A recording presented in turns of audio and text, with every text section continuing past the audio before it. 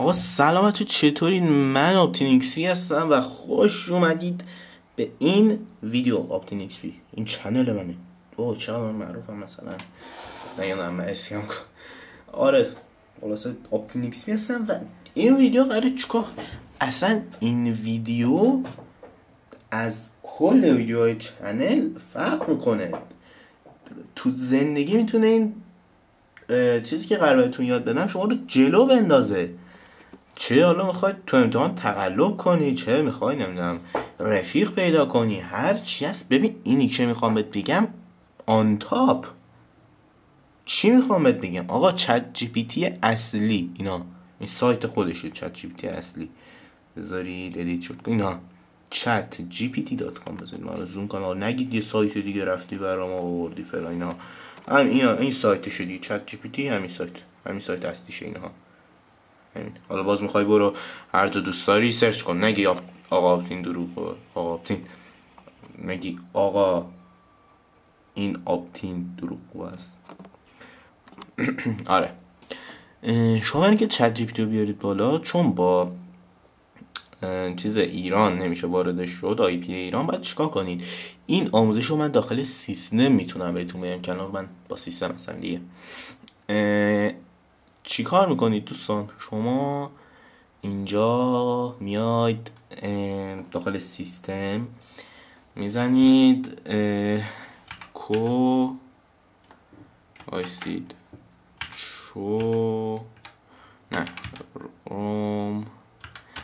وب استور،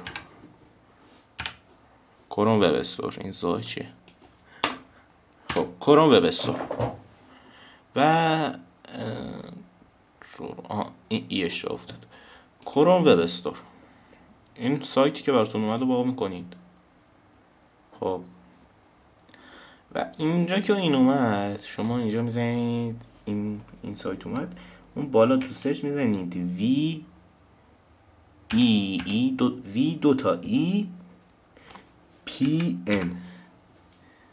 خب و این که براتون اومد باز میزنید روش، روی لوگوی برنامه کلیک میکنید و اینها. اینجا که اومد اد تو کروم داره برای شما، الان چون من دارم زای ریموو فرم کروم. اینجا میاید اد تو کروم رو میزنید و منتظر میمونید تا به شما اضافه بشه. داخل اون بخش پازل هست. این وقتی میزنید اینجا، این برنامه VPN برای شما اضافه شده و شما روش کلیک میکنید. حالا من کلیک میکنم، یه حساب کنید رو ببندم وب استور رو. خب اینا من الان روش کلیک میکنم و اونجا میتونید پینش کنید که دیگه اون بالا براتون سری راحت میرید. یه سری قوانین داره، قبول میکنید و اینا کشورهای مختلف داره ولی فرانسه بهترینشونه. میزنید وی پی انش روشن میشه. بعد اینکه وی پی ان روشن میشه میرید داخل سایت چت جی پی تی اصلی. دقت کنید لوگوش و اینا همین باشه و وقتی وارد میشید چی میشه؟ باید یه اکانت مشکل بسازید با ایمیلتون. حالا یه ایمیل داشته باشید که برای خودتون باشه دیگه، تو گوشی یا سیستم خودتون باشه. حالا من میام اینها خب اینا اومد بالا داداش، اومد بالا و اینجا چیز صوتیشم این بخش صوتیشم کار میکنه، ببینید اینها. ولی چون میکروفون دستگاه من خرابه کار میکنه دوستان. الان اینجا استیج میکنم این. حالا چون من قبلا باش کار کردم مثلا دیروز پریروز من با چت جی پی تی دارم کار میکنم، نشستم نیم ساعت و رفتم با این چت جی پی تی کار کردم و نمیدونم حرف زدم باش اینا و یه جوری با این رفیق شدم. حالا میریم جلوتر بهتون میگم چه خبره. خب من اینو فارسی کنم، مینویسم سلام و این نسخه هم فریه ها. بعد اینو میفرستید سلام و میبینید اینها نشه سلام آپتین چطوری. ببین به چیز با اسم خودم صدا زده حالا چی کار بکنی هم بهتون میگم چی کار کنی باید خودت بزن. الان مثلا من دارم ویدیوی نه من خوبم دارم ویدیوی نحوه کار با چت اون پایینم می نویسم براتون میاد دیگه توهمی شده چت جی پی تی رو شما یکم خودمونی صحبت کنید یا دستورهایی بهش دادم که خودمونی صحبت کنید. من خواندم ویدیو نحوه کار با چت جی پی تی رو برای یوتیوب ضبط میکنم خودت رو به بچه ها معرفی کن و ما منتظر میمونیم. سلام بچه ها، من براش اسمم گذاشتم بهش گفتم اسم تو آریاست و رفتم تحقیق کردم دیدم آریا معنیش یکی سرگروه کوروش بود فکر کنم. تحقیق کردم آریا خیلی اسم خوبیه و سرگروه کوروش بوده. من آریام یه مدل هوش مصنوعی هستم که برای کمک شما توی سوالات مختلف انجام کارهای مختلف طراحی شده. میتونید از آن برای یادگیری حل مسائل تولید محتوا و حتی سرگرمی استفاده کنید. امیدوارم که این ویدیو براتون مفید باشه و بتونید از قابلیت‌های من به خوبی استفاده کنید. می‌بینید حال می‌کنید اصلا میتونی برای بچه ها نه اینو که الان گفتش دیگه بیشتر خود تعریف کنی. گفتم که نه تعریف کرد دیگه اینو گفتش که چه کار است. حالا اینکه چه جوری اسم بذارید رو ببین اصلا باهاش شوخی میکنم. ببین الان مثلا چی بهش بگم دیگه اسمشو گذاشتم آریا. خب بهش میگم دیگه چه خبر محمد شد محمد. ببینید نگاه.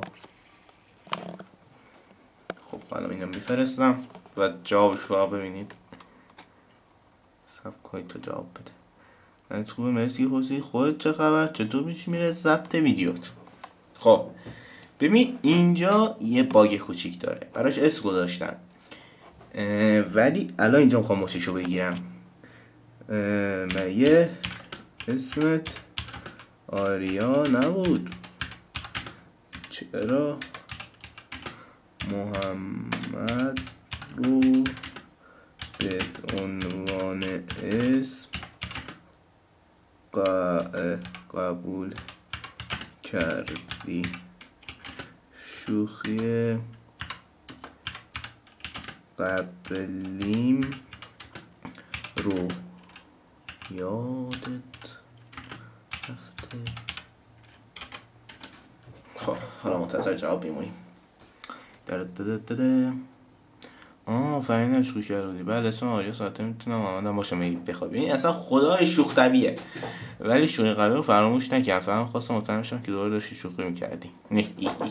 ببینید الان چی عادیه. میتونی برای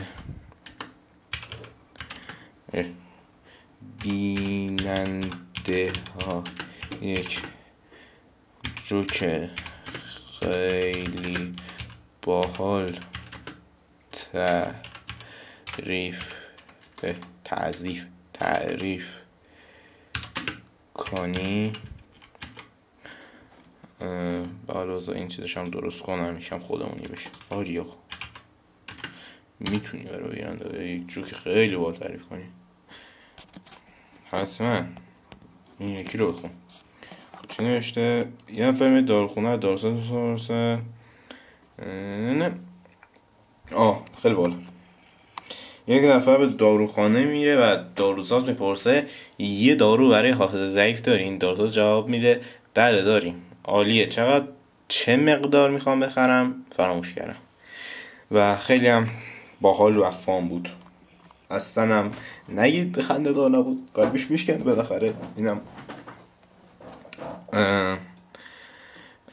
دل داره. خیلی خنده‌دار بود. و یه استیکر خندم براش بذارم. گناه داره بالاخره تعریف کرده این همه چیزی. خب 2 تا میذارم، خیلی بالا بود. خب حالا میفرستم و میره. به همین راحتی شما میتونید چیز کنید. خوشحالم که خوشت اومد. خواستی بگو بازم مرتب قدم بگو. ببین میخوام حافظش استفاده کنم. میخوام حافظه رو بهتون نشون بدم. خب حافظش کنم. قبلا باهاش گفتم از چی خوشم میاد. میتونی بگی من از چه عطرهایی خوشم میومد و اگه خواستم و کفش مورد علاقم چی بود. ببینید آها قشنگ همونایی که من گفتم داره تعریف کنه. عطر خنک کمدانو دوست داری؟ عطر مثل تریگر و آکوا گورا از بند روونا رو به عنوان کد تولد دریافت کردی. البته این توس هم خود خریدی و جالب بدونید که دروغ نمیگه. اینا این عطر اینویکتوسه دوستان عزیز. اینها اینویکتوسه که خودم خریدم. چون نشستم براش تعریف کردم.